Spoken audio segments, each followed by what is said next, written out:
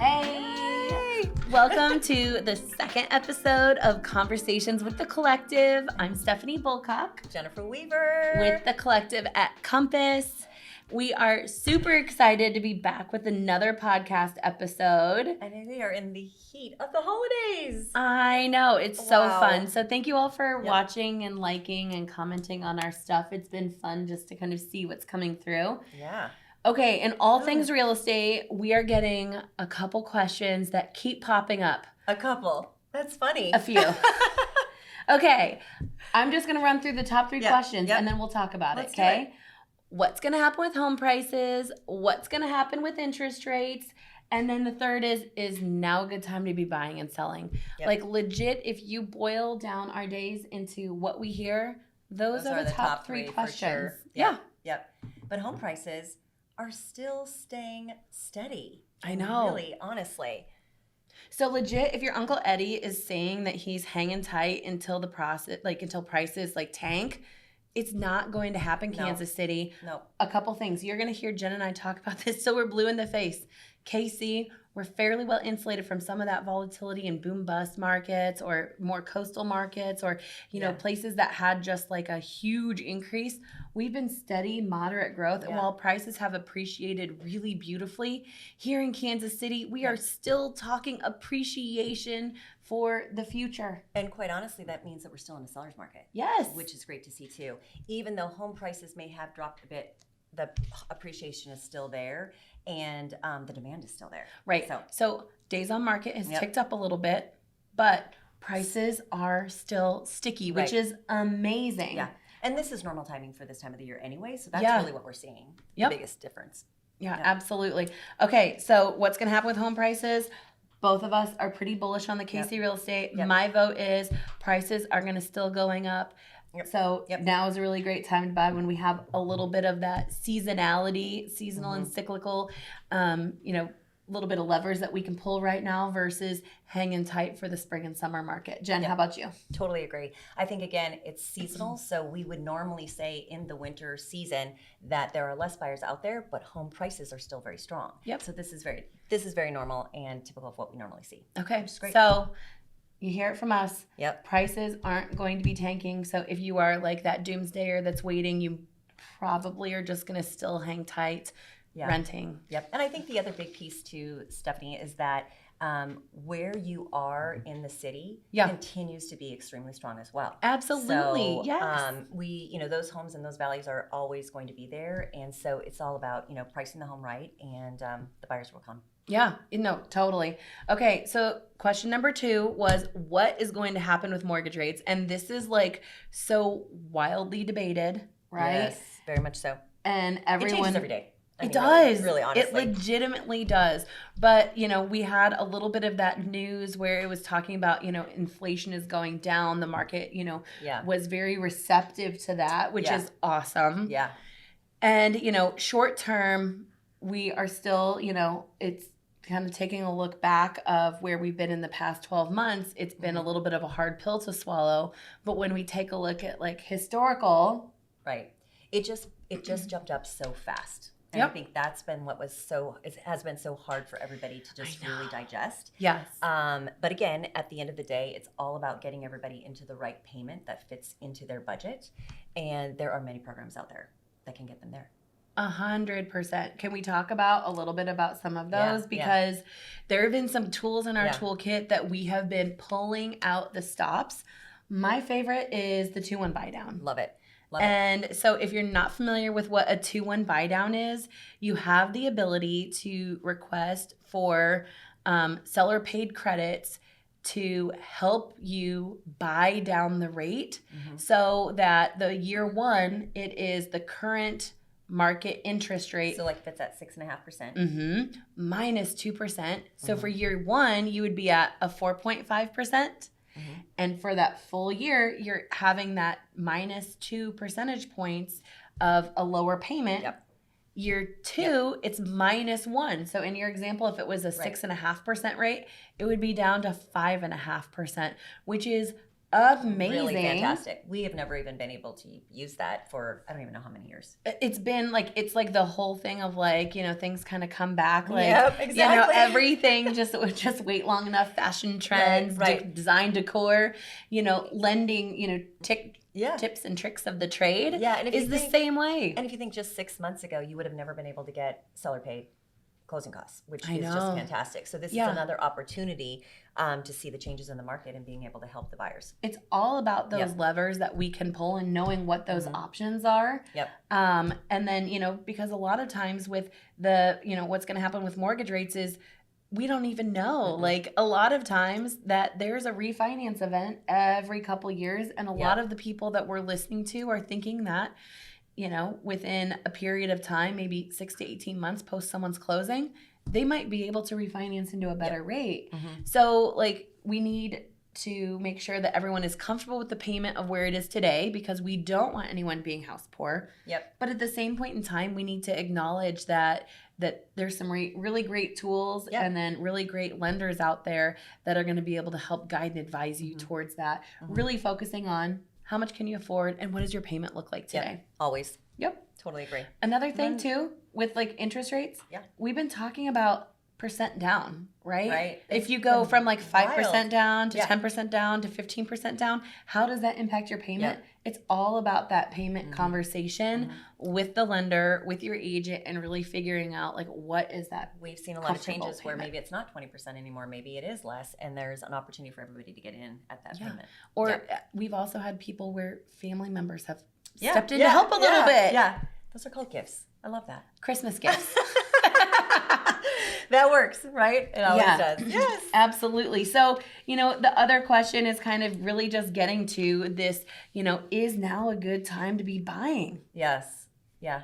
And I think, everyone has a circumstance that you have to consider, and that's our role, is Yep. to really find out what our clients are looking for, because there are a lot of people that are still looking for homes that are renting at very high rates, Yeah. and we could probably get them into a home at less. I And know. that's what's hard, because sometimes people don't quite understand that.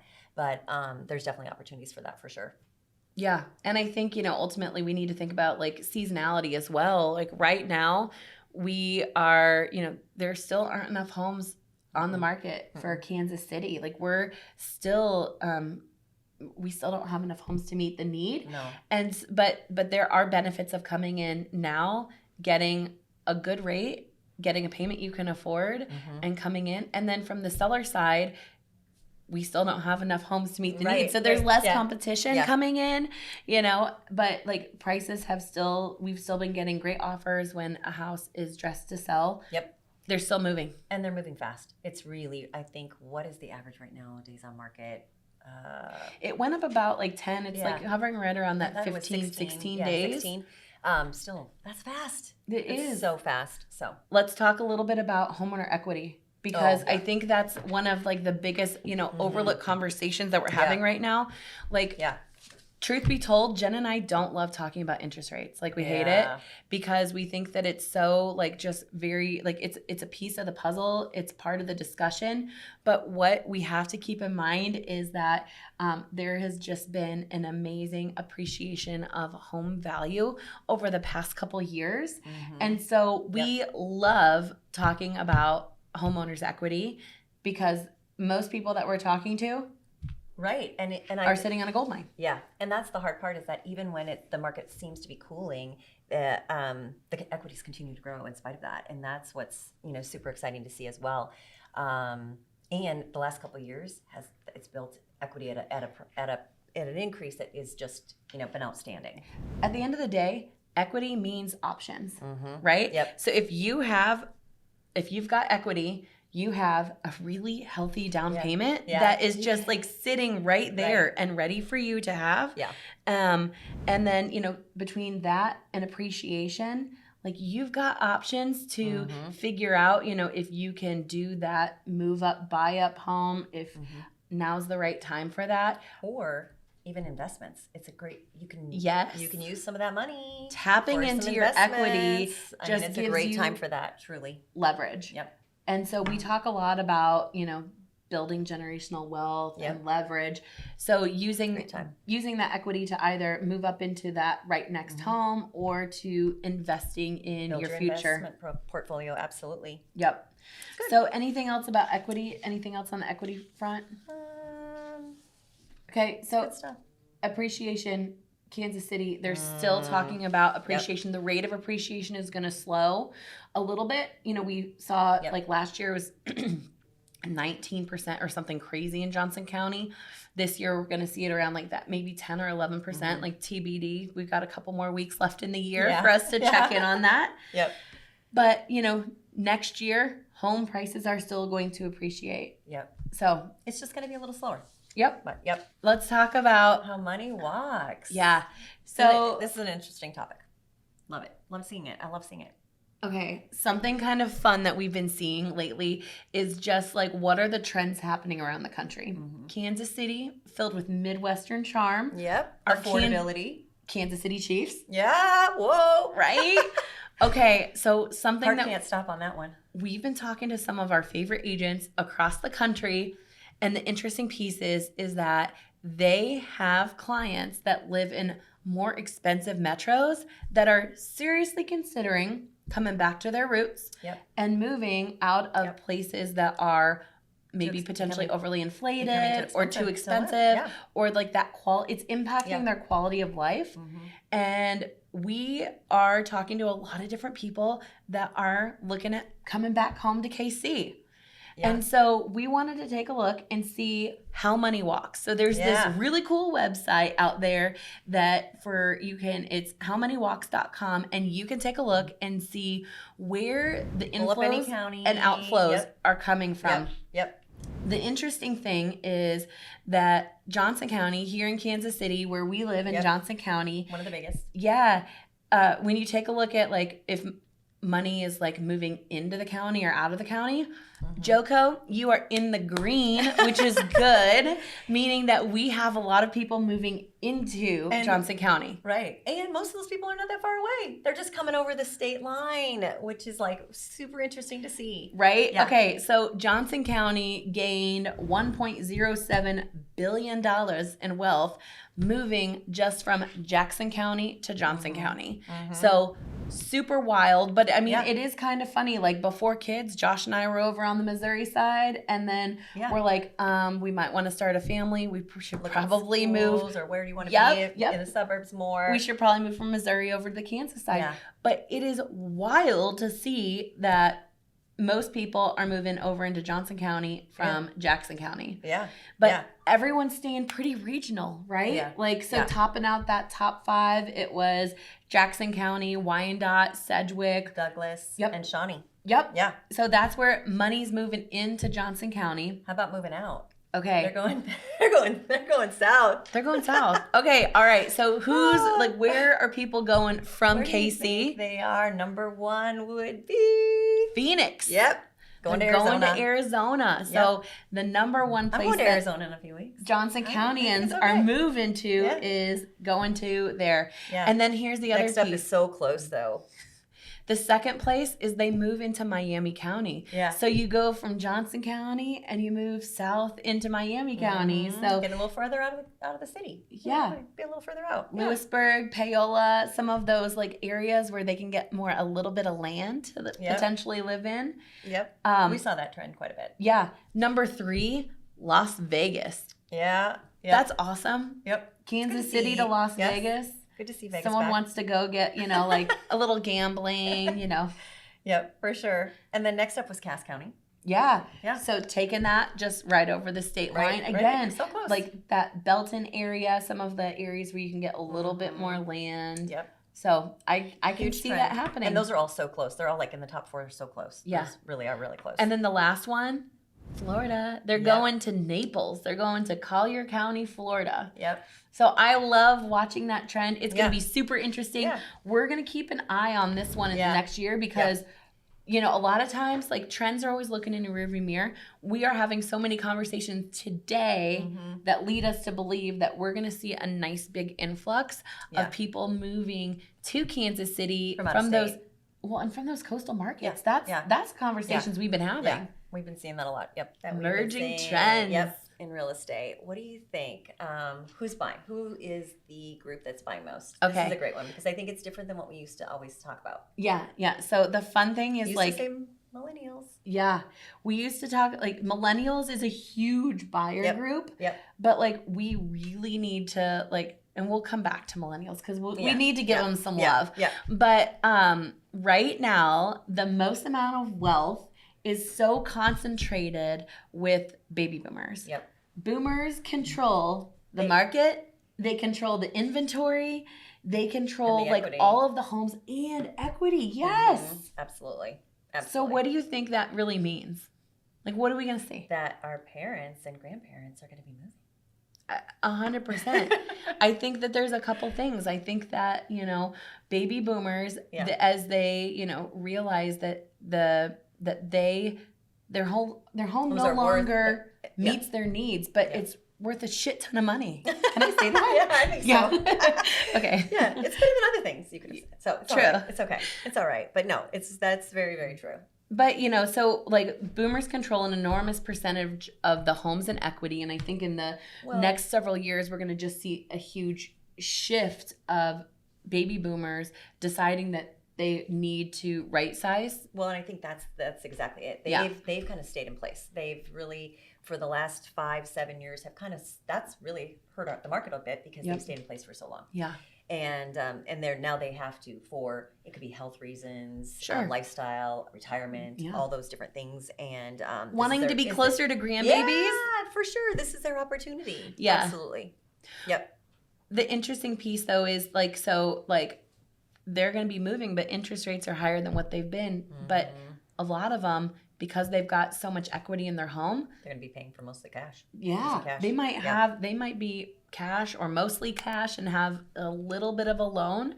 So it's more focusing on what is that home, what is that space, what are the finishes and fixtures that I want, and in order to support the lifestyle that I've got. Yep. So we're going to see more lifestyle living, I think. I think so too. Yep. Absolutely. Okay.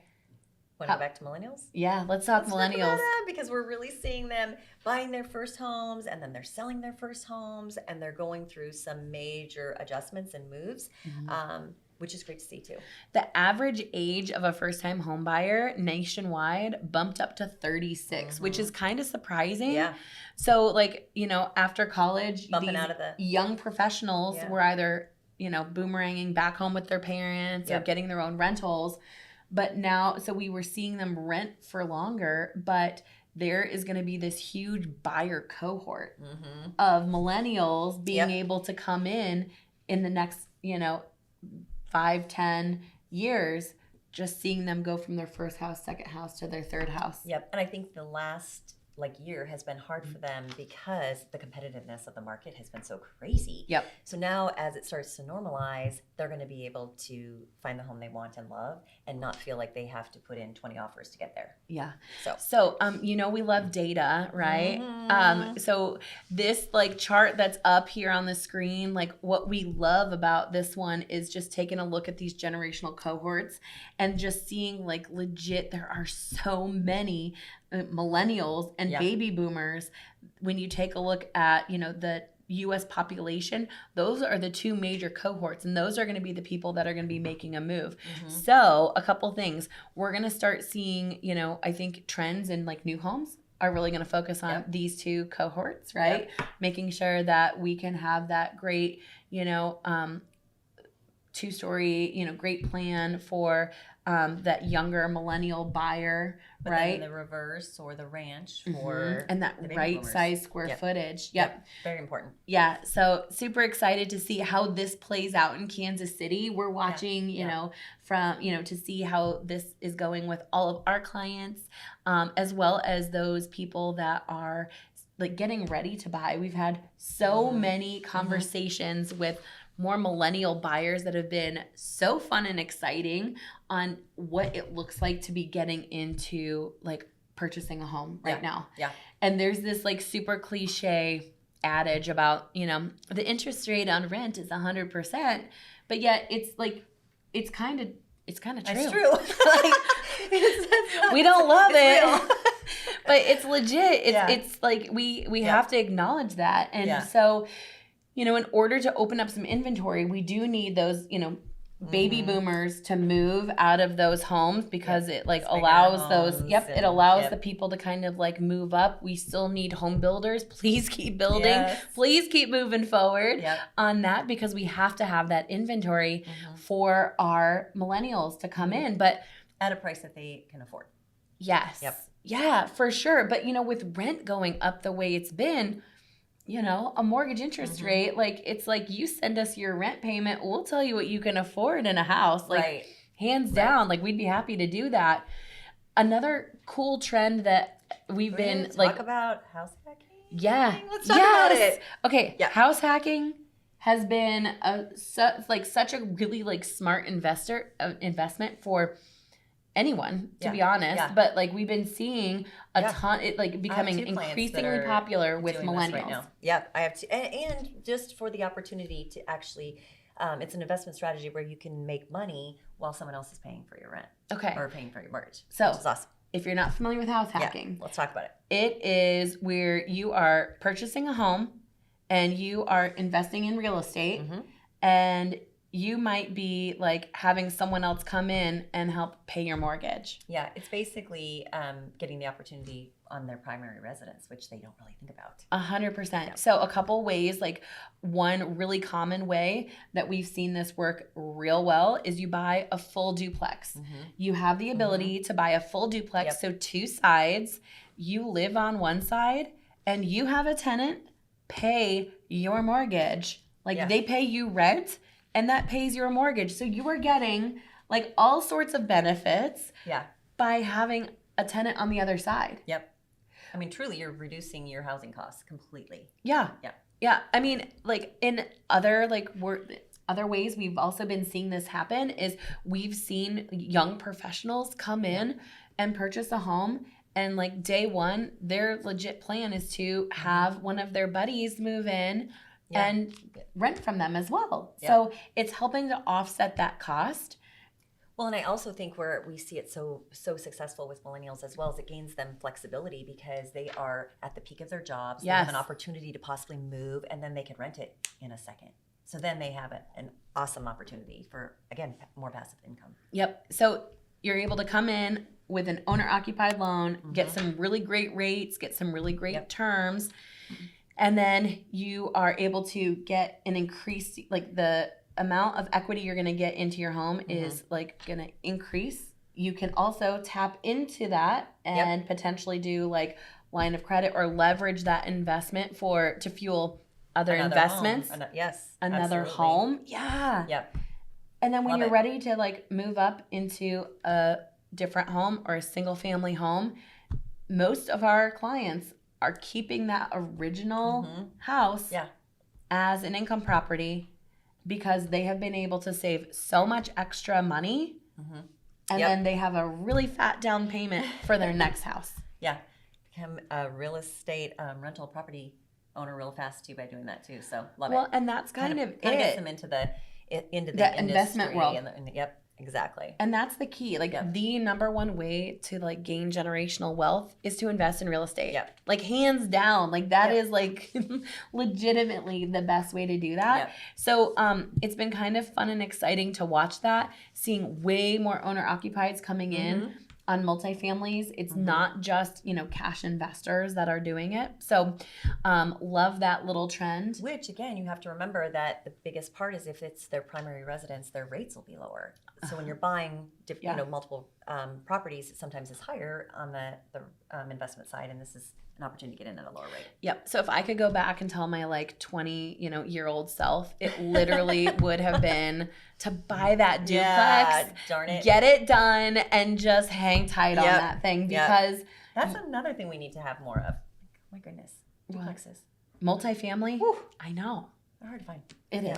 It's good stuff. But house hacking, love it. What do you think about like days on market and like what are we seeing in regards to like top trends and like listings? Because Yeah. back in the day, in the days that like it feels like it was a million years ago, we're never gonna see this again, people. But Right. it was like You list your house on sold Friday. in a second. Yeah, and we're reviewing multiple offers on That's Sunday.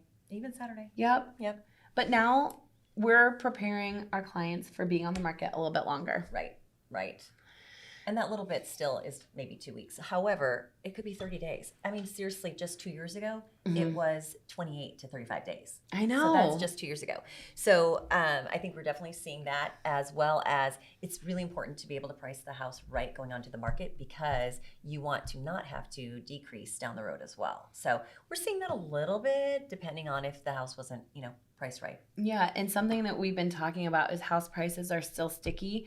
They're still, but it's like we can't take that like top of the market price from, last spring or summer. Right, you can't compare. And come like where it sold so high over. We still need to come in close to that fair market value. Right. But, we are seeing, we're seeing homes when they're staged, marketed. We're still seeing them move quickly. We've still been seeing multiple offer situations. But the reality though is that the number of homes that are staying on the market, like we have more inventory right now than what we've had. Right. Because people came in a little too optimistic or a little too aggressive, potentially had mismanaged expectations on what they were going to see. So we're seeing some price drops. Yeah, we are too. Yeah, that's so true. What do you think about like when is the best time? Okay, so like if we go back like into history, like I always loved doing like a price drop on like a Wednesday. Yeah, but going like into the weekend, right? Prepping for your tours. But it sounds like that's like no longer like the day. Looks like recent trends are Thursday. Yep. So which makes sense. National statistics are that we're seeing the most new homes come on the market on Fridays, but then if something isn't selling and someone needs to do a price drop, do it before you go into the weekend. Thursday's that day so that they can, push out some additional marketing and get some excitement ahead of most of the new inventory popping in on a Friday. Yep. Do you think that's like, do you think that's going to stick? I mean, typically I see Wednesday still a lot here in Kansas City, but that's the fun thing about these national statistics is what we have to keep in mind is real estate is so hyper local. Like, but there was a time that we were actually seeing it on Monday or Tuesday. Years ago, where it was like after the weekend, your house was sitting for a second, you had that discussion with your seller, and then all of a sudden you're like, hey, we should probably think about reducing the price a little bit. So it used to be earlier in the week. So now it's like, hey, let's kind of see what it looks like as we go into the weekend. What are you doing like with price reductions? I mean, we really haven't had to have many of these conversations with our sellers, but like are you waiting 3 weeks, 4 weeks? 2. 2? Yeah. I'm seeing about 2. Yeah. I don't know. I just, it's also, it all depends. It all depends on how high over you were. Yeah. But sometimes it's hard. We literally have seen homes that have been on the market for 30 days. And then all of a sudden you get 2 people coming in and you're in a multiple offer situation 30 days in. Yeah. It happens. Yep. It absolutely happens. Yeah. Yeah. And then we're also seeing homes that, we're on, and then in 4 days they reduce the price. But that is also probably from feedback, possibly from buyer feedback and agents. And so you've got to make adjustments then too. Yeah. I just think that, if you go too far too fast, it does kind of adjust pricing, and sometimes you just have to wait a second. Yeah. But the market is going to dictate what that fair market value is. Absolutely, the buyers will tell. Yeah. And I think something else that what we're talking about with a lot of people is with pricing strategies and what that looks like, or even just buyers kind of trying to wait out a market. They're trying to like predict like our price is going to go down, list price to, sales price, like where do you come in, where do you land? Yeah. Ultimately, we need to make sure that we're listing at a fair market value. Absolutely. But again, those people that are like the skeptics that are like waiting for home prices to kind of come down. Well, and it's hard because they're I don't know looking if at it's all gonna these, happen. and they're also looking at these different reports. I mean, we know that our clients still look at Zillow. Yeah. They do. Realtor.com. Or they're hearing about things coming out of like these markets that had been like that really went up real high, real fast. Yep.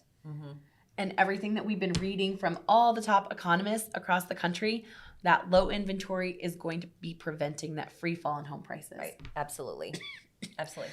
Well, thanks for tuning in to podcast number 2. We are super excited for everything that this year has brought to us and the collective, and are super amped up about Ready for kicking off 2023. Yes. We've got a ton of new listings Right. coming. Super excited about Pumped up team that is ready to go. Yeah, and we also have, some new buyers that we've started working with that Yeah. looks like they're going to be bringing in, the new year and a new home for the Right. holidays. So, let us know what you want to see, what you want to hear, and subscribe, like all that jazz, and And we wish you all a happy holiday. yes.